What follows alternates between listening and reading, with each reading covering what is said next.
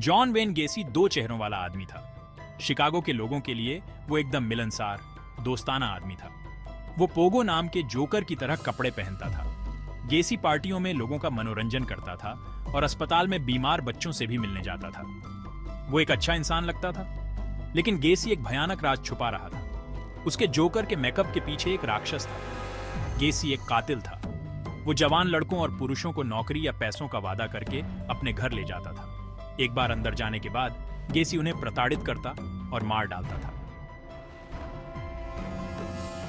1972 से 1978 तक गेसी ने कम से कम 33 जवान लोगों को मार डाला। उसने उनके अधिकांश शवों को अपने घर के नीचे एक क्रॉल स्पेस में दफना दिया। सड़ांध की बदबू इतनी भयानक हो गई थी कि पड़ोसियों ने शिकायत की। गेसी के जुर्म तब सामने आए जब एक किशोर लड़का लापता हो गया। उस लड़के को आखिरी बार गेसी के साथ देखा गया था। पुलिस ने गेसी के घर की तलाशी ली और उसके गुनाहों के भयानक सबूत मिले। गेसी का मुकदमा मीडिया में सनसनी बन गया। उसकी करतूतों से पूरी दुनिया दहशत में थी। उसके खिलाफ सबूत बहुत मजबूत थे। गवाहों ने गेसी के अजीब व्यवहार और जवान लोगों के गायब होने के बारे में गवाही दी। जूरी ने गेसी को हत्या के 33 मामलों में दोषी पाया। मार्च 1980 में उसे मौत की सजा सुनाई गई। धारा 4 the end of the line. गेसी ने 14 साल डेथ रो में बिताए। उसने अपने आप को बेगुनाह बताया और तस्वीरें भी बनाई। कुछ लोगों का मानना था कि वो खुद एक पीड़ित था, लेकिन उसके पीड़ितों के परिवारों को सच्चाई पता थी। 10 मई 1994 को गेसी को घातक इंजेक्शन देकर मार डाला गया। वो 52 साल का था।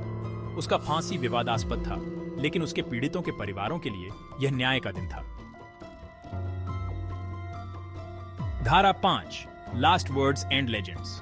गेसी के आखिरी शब्दों के बारे में कई कहानियां हैं। कुछ लोग कहते हैं कि उसने गार्ड्स को गालियां दी। दूसरों का कहना है कि उसने आखिरी बार अपनी बेगुनाही का ऐलान किया। सच तो यह है कि उनके आखिरी शब्द बहुत कम ड्रामेटिक थे। उसने बस इतना कहा, किस माय एस।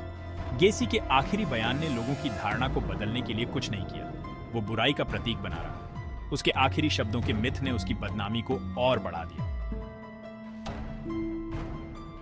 धारा 6 finding faith on death row. अपने गुनाहों के बावजूद गेसी को डेथ रो में धर्म का सहारा मिला।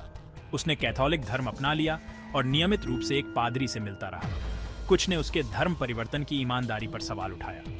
उनका मानना था कि यह लोगों को गुमराह करने का एक तरीका था। उसका विश्वास सच्चा था या नहीं? गेसी की मृत्यु एक कैथोलिक के रूप में हुई। उसकी कहानी एक अनुस्मारक के रूप में कार्य करती है कि अंधेरा सबसे सामान्य दिखावे के नीचे भी छिपा हो सकता है।